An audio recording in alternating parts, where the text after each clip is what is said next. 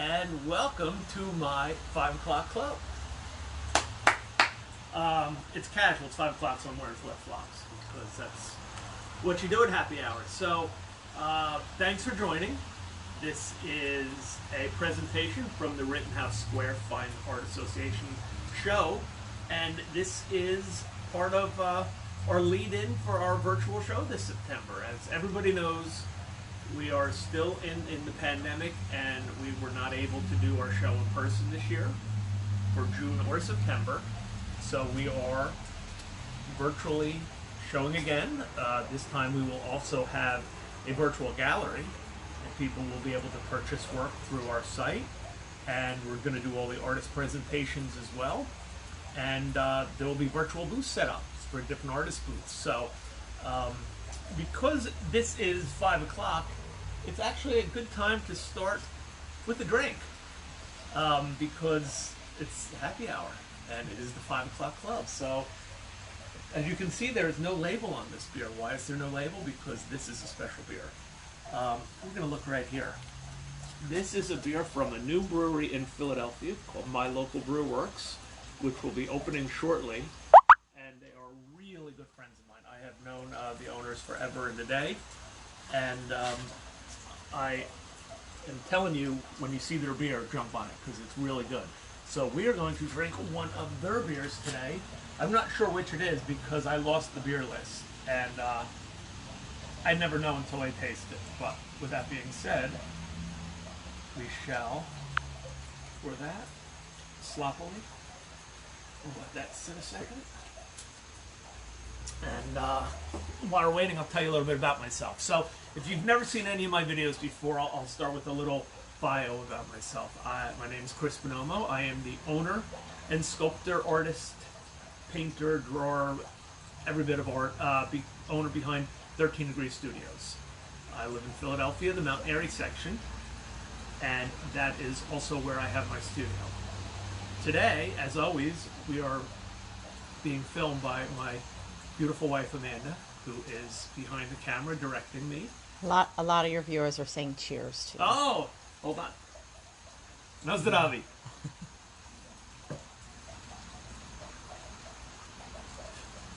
Oh, that's good. Saison. So I have been an artist since I was a kid, basically. I knew I wanted to be an artist from a very young age. I went to University of the Arts and got a Bachelor of Fine Arts degree. After that, I wound up going to Prague, and I studied in Prague with a master stone carver, and I was there from 1997 to 1999.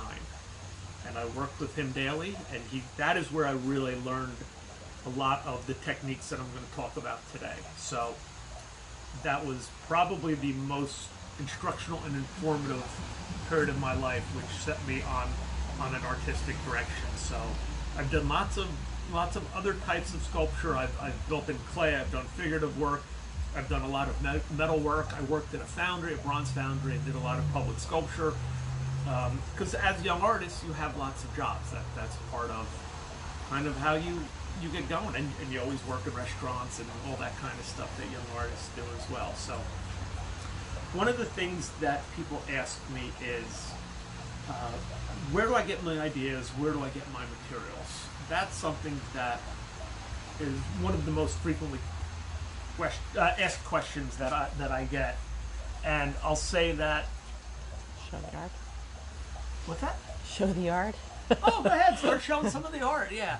So I will say that is one of the things I'm always on the lookout, especially for wood. Stone, I buy my stone. I work primarily in marble. I buy it in bulk. I will then split it into smaller pieces for different size pieces that I want. But the wood's a little trickier. The wood, I am always on the lookout and the searching for interesting and different pieces of wood. So I'm always looking. I have found more pieces of wood on the side of the road from a tree that's been taken down that I'd said, oh, I need to have that. I can make something out of that. So I'm going to show you in a second I'm going to show you what I'm talking about. So, we recently just got back from vacation. We went to the Upper Peninsula of Michigan, which was phenomenal. If you've never been there, it's worth the trip because it's forest and desolate and just beautiful. Walking on the beach of Lake Superior, I happened to find this guy, which was just a magnificent piece of driftwood on the lake. It's got some pine needles on it because I had it outside. Just tremendous. And as soon as I saw that, I said, that's something that I can do a beautiful piece of sculpture with. So I wound up carrying it probably about a mile back along the beach. Found another piece, carried that at the same time, and then my son saw one, and he wasn't with me, that he said, ooh, Dad would want to carve this, and he actually carried one back for me as well. So I guess I'd say I got the boys well trained to keep a look at. So I have thought of 3 different things already. Sometimes it takes a while to find the right image of what lives inside of each piece. Sometimes I get it right away. Sometimes I kind of think on it and think on it and think on it. So this is in process. This will be done soon enough. Someone said it looked like a sculpture already. It does look like a sculpture already. Well, a lot of people will tell me when they see my work the first time, they say, oh, I love all the driftwood you found, and you just mounted it. I say, no, this is actually all things that I've carved. I just tell people, every hole you see in a piece of wood is a piece of wood that I put into. That hole is something I put into every piece of wood. So, but there will be interesting things I'll see in a piece. So, for instance, this piece, which is a combination of Colorado white marble and pear wood. I call this Return of the Mammoth. You can kind of see the semblance of a trunk. For me, I don't know how well you can see, I saw in that piece of wood, it had this beautiful crack that ran through the 2 sides of it. And for me, that was what drew me to that piece of wood. It was such just a beautiful moment. Oh, sorry. I really wanted to. That was not me. That was my camera woman. I really wanted to create the sculpture around that crack, so that was always going to be a focal point for me. Now, for instance, a piece like this, which this is land shark. This was carved out of a single cherry trunk. So this was a tree that I took down on my property. I got 3 sculptures out of that one trunk.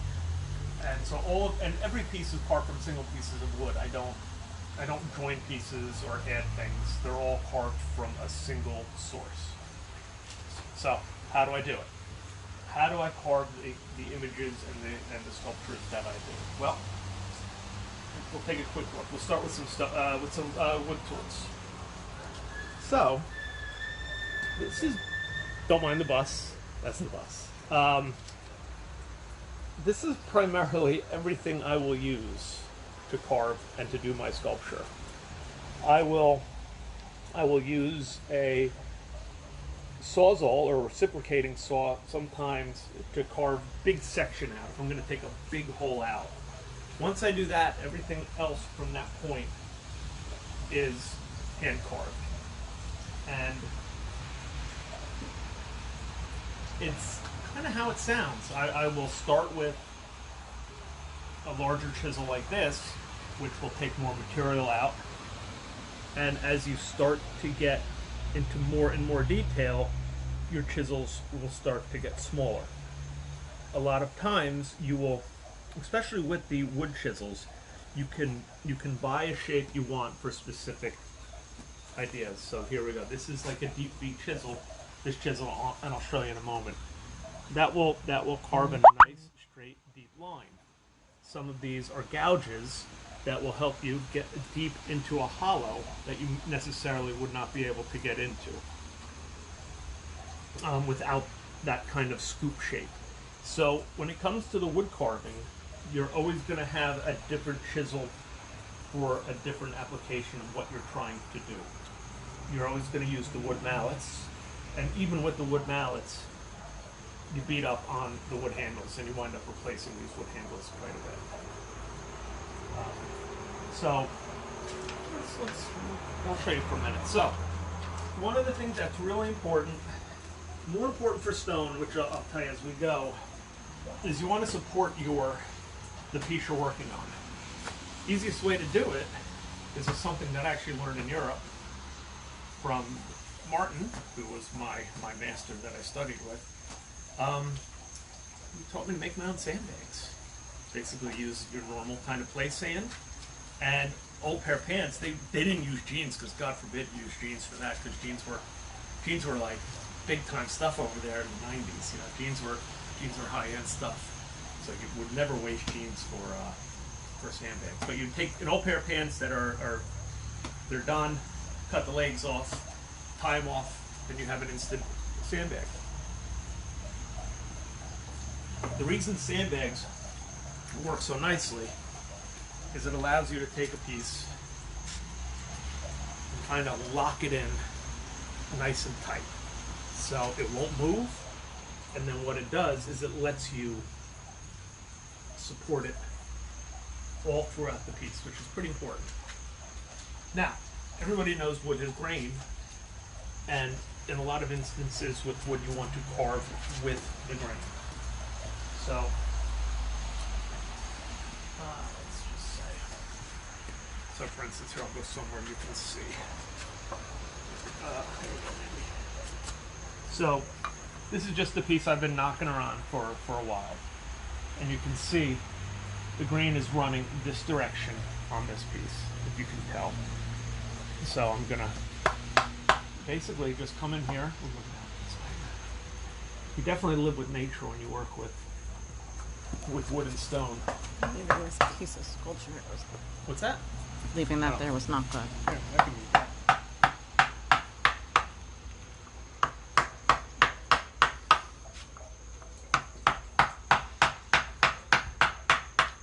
So it's just, you want to be nice, consistent.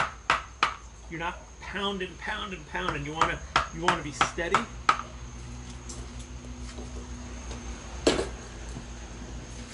And you just want to. You're going to go with the wood. You're going to go with that grain to remove the wood. Because what will happen is if you start going against it, the wood will want to tear. Now right here, look, so I'm going to start going a little up and against. It'll start to want to tear a little bit.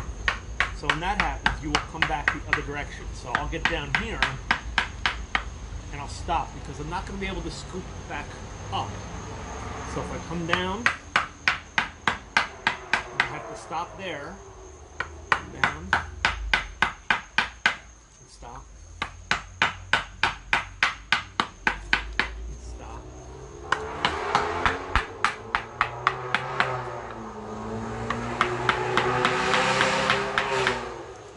The joys of living in the city. Okay, so now... That was a car. That was a car. So now I'll turn the piece around, come back the other direction,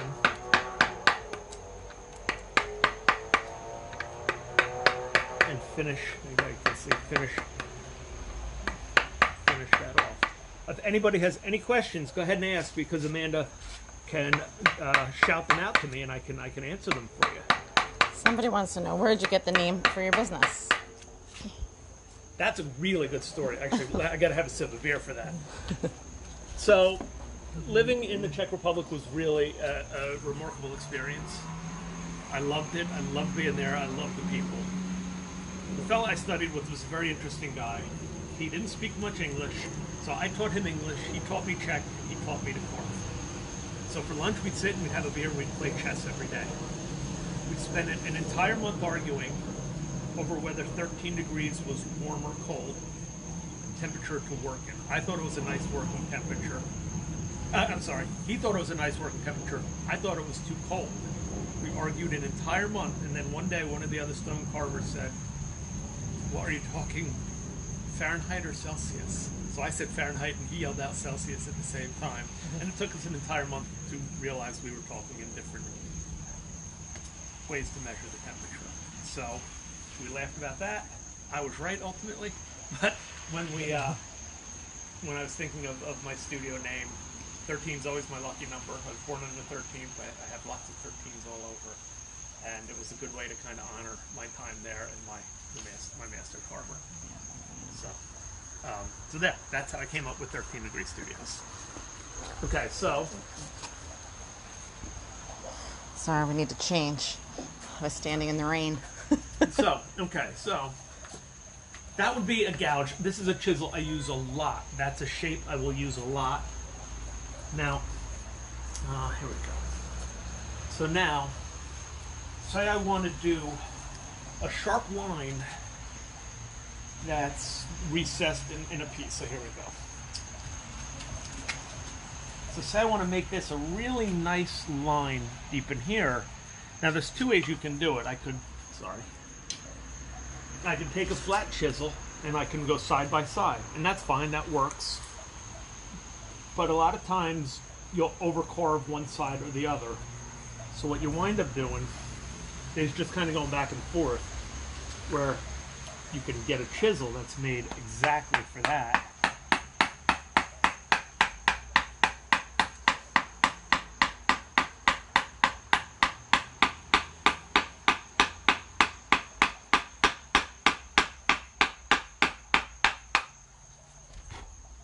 And it'll put a really nice line, that nice deep V in. And you can get different size V's. You can get deeper ones, you can get shallower ones, you can get bigger ones, smaller ones. Let's see that. What's that? Let's see the V on the chisel. Oh, let's see the V. So there we go. That's just a fairly standard V. Now, for instance, here you go. You can take this one. Now, this is a deeper V. So look at that one if you can see. And I'll show you the difference working with this. That'll go down and deeper, but it'll make for a tighter angle, a tighter corner. So, say for instance, I wanted to carve part of a leaf that really rolled under. I'd want to use something a little tighter, or I would even want to use something. Here we go. That's a V, like a V gouge. So that'll let me really get in and scoop a shape that sometimes you can't get with a straight chisel. So that's the nice thing with the wood chisels is you really can buy a chisel for anything. So all these I do buy. Wood chisels are very expensive, though. That's the negative to them is they're expensive. A good chisel can cost you $120 for each one. It's an investment. So, but you can start. If somebody was starting out, and what I tell people when people ask me, I said basically a flat chisel, a little gouge, and maybe a V. 3 chisels is enough to let you do something to get a feel for carving and whether you like doing it or not. So you don't need to go out and invest in all this stuff. So I probably have about 3 times as many chisels here, but I can't sharpen them myself. If I need to get them sharpened, I have to send them out. That's because really, wood chisels need to be sharp, because there are times where you want to work, or you have to work against the grain. And when that happens, you need a chisel like that, that's really sharp, that will cut against the grain without tearing. Because you can't always go, so if you can see, this chisel is sharp enough that it will just go right through and it won't tear it up. But they're like surgically sharp. So that's your basic wood chisel and the different mallets. Actually, this mallet was a gift from Mark in Prague, so I've been using that since '99. That one chisel, one mallet. I'm sorry. Okay, so you get to a point when you've carved. What's next? Your next step is going to be files and rasps, just like any file or rasp you would buy at a hardware store, which would something like this. This is something that I bought at Home Depot, probably. Very common, very similar to anything else you get. Fairly rough, abrasive, big shape, and this is something you'll use to do big form. These larger size. Again, a larger one for getting in to undercuts, interiors, and you'll use these actually quite a bit to start, but then again you'll get into more specialty, kind of like with the wood chisels. You'll get into more specialty shapes with the files and the rafts, and having the right type of rasp for the job is really helpful, because it's so frustrating when you can't get into an area that you need to get into, and you're like tying yourself into knots. It's just like you make yourself crazy. Actually, I'm going to stop here and say I work by hand, and that's how I work. But it's not the only way to work, and I'm not promoting that it's a better way, because I know a lot of sculptors, a lot of wood carvers, stone carvers that work with pneumatic tools, work with a lot of power tools, Dremels and all sorts of, and I don't have any negative feeling towards that. That's how they work. That's how they work. It's their modus operandi, so to speak. But for me, I love working with my hand. I love. It's like the Zen experience for me. I like the quiet, the solitude of it. I like just that tink, tink, tink sound of the chisel. I like kind of respecting and representing what I learned. That's how I learned to work from my apprenticeship. That's how the Czech carvers who I worked for hundreds and hundreds and hundreds of years. And I kind of like keeping that tradition alive. There's very few of us that still work entirely by hand. So for me, it's a pretty important thing to keep that tradition alive. It's disappearing. So, what's up, Mandy? I'm getting bit by a mosquito. Oh, mosquito, okay. Well, rainy mosquito day. But, so for me, it's important to keep that tradition alive. And I'm always happy to show anybody how to work by hand. But with that being said, I don't have any animosity towards anybody who works differently. That's how I work, that's how they work, and it's as long as people are making, that's good enough for me. And I love I have some friends who do some remarkable work with power tools. It's quite phenomenal, and we still can have a conversation about how we work, because there is enough overlap that we still have a common vocabulary, so to speak. Okay, so just break time. What's that? I have no idea how much time. Oh, you don't know what time it is? You can look on the phone. Alright, well, I'll look in a second. So, alright, so then you get into the smaller rafts, smaller files, and they will get you into different shapes. Ask somebody what time it is. Does anybody know the time? East Coast. These are lots of questions. I don't see any questions. Okay. Well, I'm going to keep going. You alright there, Phil? Yeah, no, I'm just looking to see if there's questions. Okay. Alright. So, believe it or not, I'll use a lot of these. This might be the one I use the most. The smallest is the one I might use the most. Because not only is it a material mover, but I can get in so many little nooks and crannies with this. This thing is a remarkable tool. Thanks, Carrie. Then obviously the next step will be I go to Sandpapers. So, ta-da, Sandpaper. So I will start with, again, a very common item. It's a 36 grit. It's an aluminum oxide resin cloth. So it's actually a more industrial paper than something you buy at Home Depot. It's on a cloth backing, so it's pretty durable.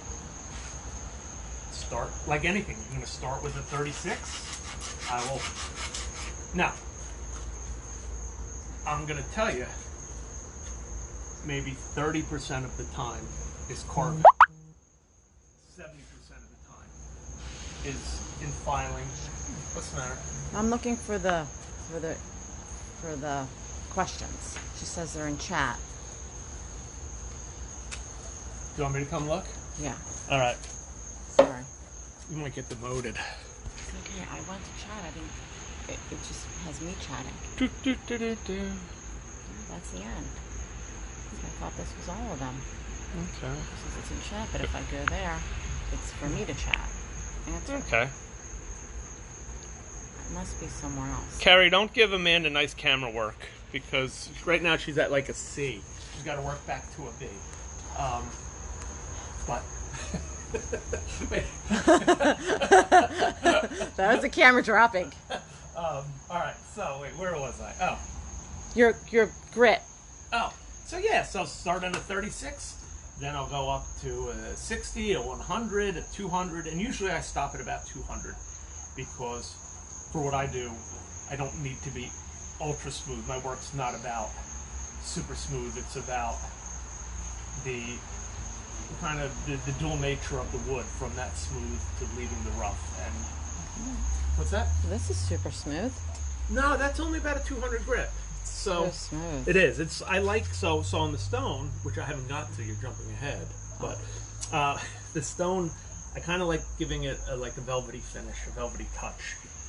A lot of times, the really super smooth, when you take marble to like a 600, 800, 1,000, that wet dry paper is when it gets that glassy look that you see, that wet look where you'll see in a lot of Renaissance Michelangelo work. And I like that for figurative work. I think it works for figurative work. But when I come to more abstract work, I think the texture, not the texture, but the feeling of that matte works really nicely. Okay. So basically, that is your wood carving. Now, I will... Let's put this down. Take this piece, for instance. So this piece here, which... Alright, for those of you who might not know, and I'm sure most of you do, actually, so this piece is sculpted to have this view. It's a relief sculpture. What relief is a sculpture that is basically meant to be viewed from one direction. There'll be wall pieces. You've seen reliefs in churches and museums. What I wanted to show you about this piece, other than that it's a relief, this was an interesting piece because this entire carving, if you can see, it's called live edge. It's when you leave the natural edge of the tree. This was cut across the tree. So a lot of these other pieces are lengthwise. This is a section through the tree where you can actually see some of the rings, and the middle of the tree was basically about here. So you can see the ring growth of the trees. Now, because this was end grain, it is a much harder piece to carve because everything you're doing is going against grain. You're not carving with grain on anything. So a piece like this, when you're carving end grain, if you ever hear that term, it's end grain, it means it's harder and it's tougher to carve and requires more work. So at one point, some of the streets in Philadelphia, when Philadelphia was colonial, had end grain, actually wood blocks were the streets, and they held up for hundreds of years because they were actually end grain of the wood, which is very durable. So I just kind of wanted to point that out. But this piece will actually have a metal bottom that I am making for it, and this might be in the marketplace for the Rittenhouse show. How's that? Like this is like my Price is Right kind of thing. Okay. So you can see I have wood pieces, stone pieces, but then I also combine pieces. And that's something that came up a few years ago. For instance, here is a piece. Now this piece is called Valhalla. This is my impression of a Viking ship. And Valhalla is the land that the Vikings go to after the warriors have died. It is their final resting place. You want to wind up in Valhalla. It's a good thing if you're a Viking.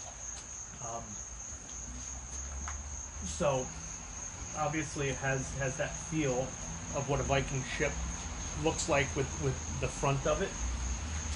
Again, my interpretation. Everything I make is my interpretation. And then the marble here, which in this piece is also a piece of Colorado white marble. The marble represents, to me, it was a cloud, it was the sea, and it was wave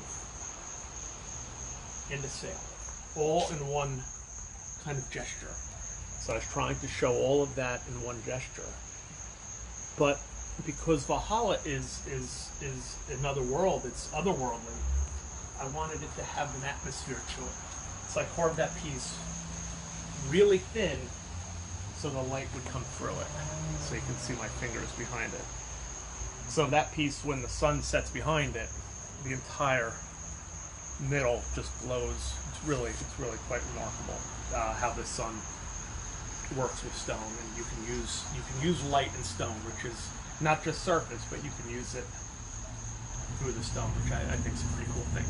So, talk a little bit about the wood, and now we're going to talk a little bit about the stone. Let me see what time it is. I'll check for you. We'll carry a while back since 5:24. Okay. 5:30. I got 15 minutes. All right. So, anybody have any questions that Amanda might find or might not find? You don't know where to find them either. But I'm the talent. You know, I'm not the director. I'm just the talking head over here. All right. Tap the screen to chat, but I can, but I'm not. All right. Well, I'm gonna keep going. Mm-hmm. So, I have carved a few types of stone when I was in Europe. Most of Prague is made out of different types of sandstones. So a lot of the work I did there was recopying sculptures from 400 or 500 years ago that erode through pollution and just normal erosion as well, because those sandstones don't hold up that well compared to, say, like granite, which is a very hard stone. So I've worked with sandstones, I've carved limestones, I've done some work with granite, but it stinks because it's just too hard to work with. Alabasters are a nice stone, but for me, marble is the stone.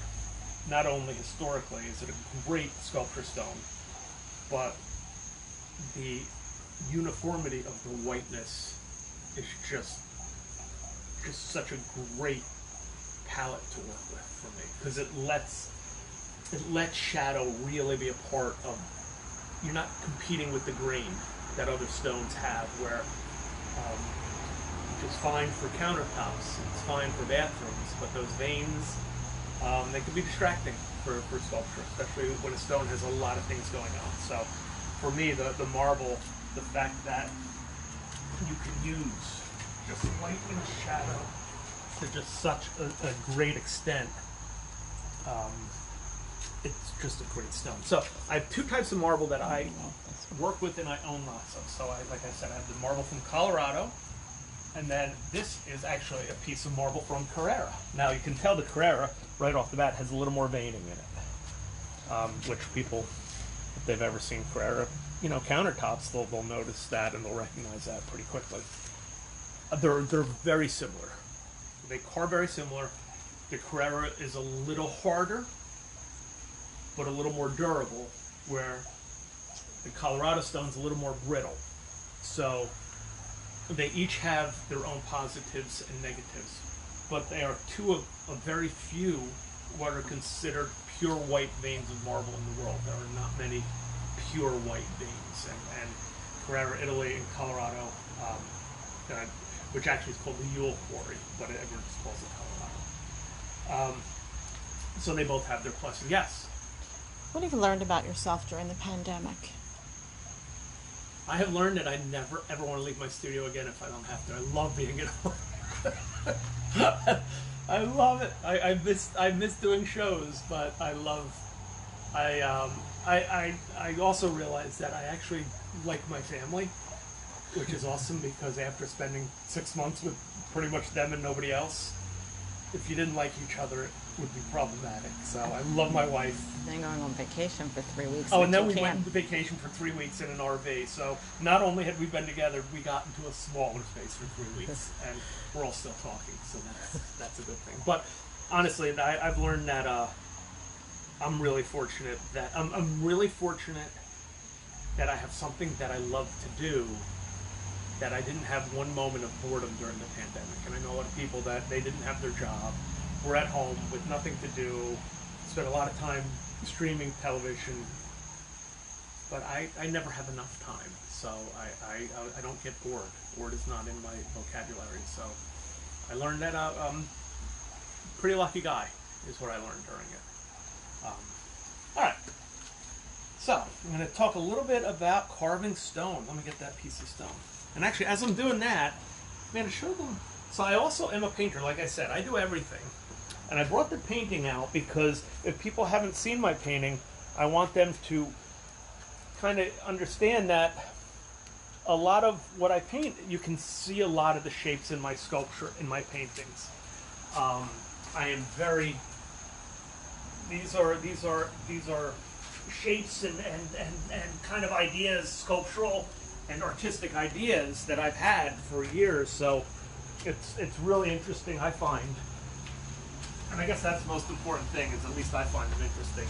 That it didn't matter. It doesn't matter to me which medium they are. Those ideas kind of cross medium for me. So, all right. So here's a piece. It's been sitting outside. This is a piece of Colorado marble. Again, it's a piece that I bang on to do some testing. So we'll just look at a quick assortment of chisels over here, Mandy.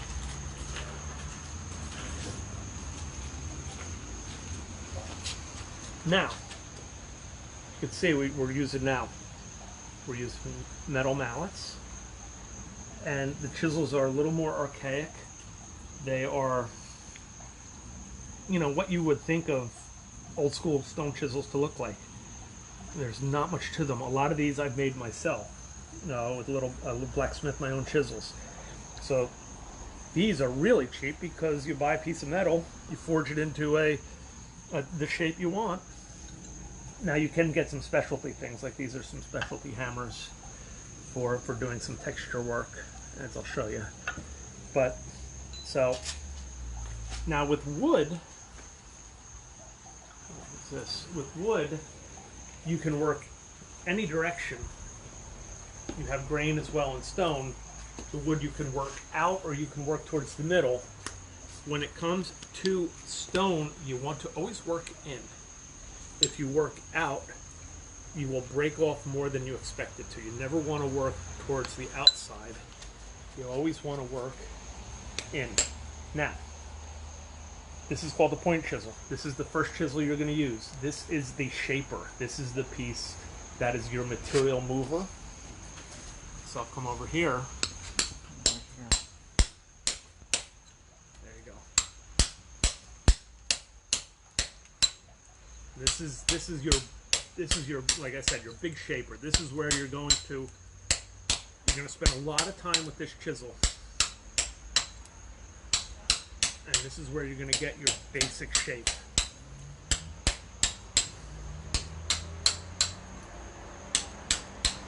Now, like I was talking about the sandbags are even more important when it comes to stone. Because when you take a piece like this piece here, ribbons, you have a piece like this, once you start carving all these openings out, this piece becomes very fragile. So you need to support it. And I use more than two on a piece like this. I might have 6 or 7 sandbags. So it's really cradled. It's really kind of nurtured in those bags. That way the stress on the stone is spread evenly. Because if you have a little gap that's not supported, the stone will want to break there. And it's very easy to break a stone once you've got these kind of openings in it. So, like for here, it's not such a big deal. I got a big mass of stone. But once I'd start getting finer and finer and finer, you have to be more and more and more careful. So, it's about the same amount of time, might be 30% of the time carving, and the rest of the time in the finishing. So, I go with this. Then you can move on to a 2 chisel, which I didn't even bring out because I don't even use them that much. I don't like them that much. And then you can go to little flat chisels. And this is where now you'll start refining your shape. So this is where it gets really zen. I love the sound of the hammer hitting the chisel. I really enjoy that. So you just want to keep working.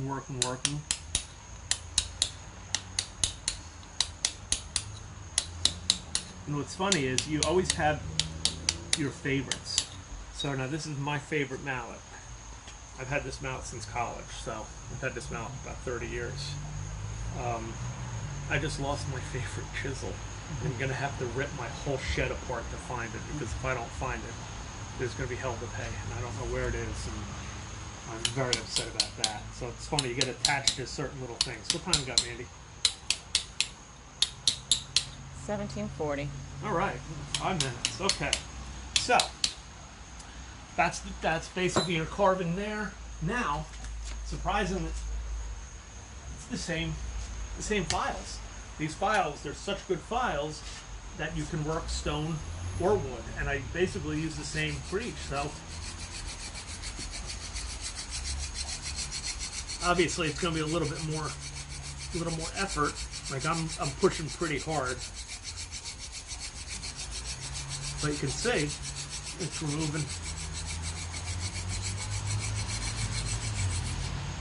So there we go. You can see it's starting to.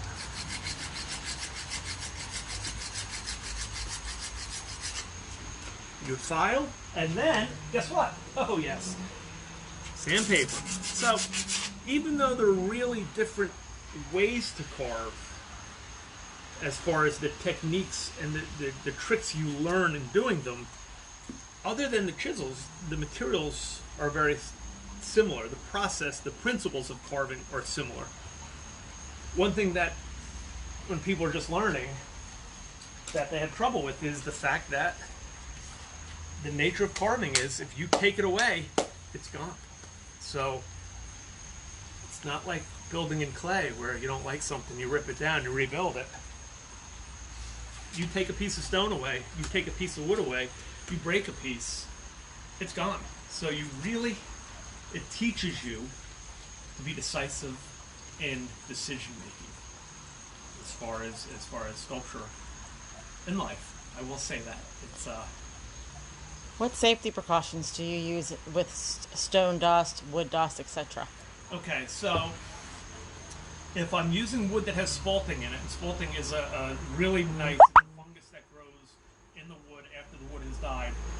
Wood dust I tend to do with, I'll wear a mask, but I do all my carving outside. I don't carve inside, so I'm always outside, so I have that number one. I don't worry as much about stone dust because the beauty of the marble is there's no silica content in marble. It's all calcium. It's calcium carbonate, so I don't have to worry about silicosis or breathing the dust in. Not that I want to like sit and snort the dust, but your body can it flushes out the marble dust. So, but I will wear a. Did I get dust on me? I will wear a respirator most of the time. But since I'm outside, it's not as big an issue for me. So, let me think. Is there anything in closing? Well, I do want to tell everybody to make sure that you check out the Rittenhouse, the show, for the virtual show. I'm not going to say unfortunately because it's kind of fun and it's different and it's new and we've all put a lot of work into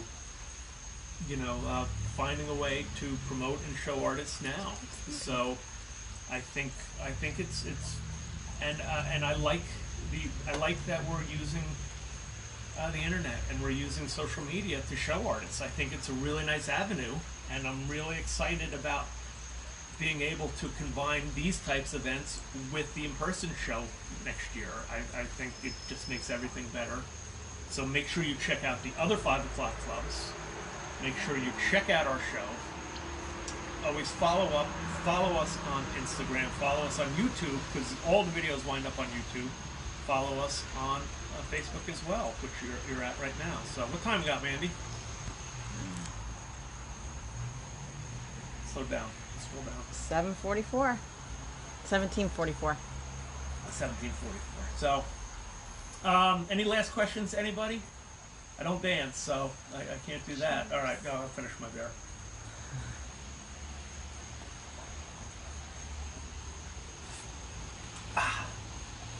Cheers. Na zdraví, na shledanou, and thanks everybody for watching, and be good, And like I tell everyone, find a new hobby right now. You have free time. Shut the TV and find a new passion in your life. So, cheers, everybody. Thank you. Thanks for watching.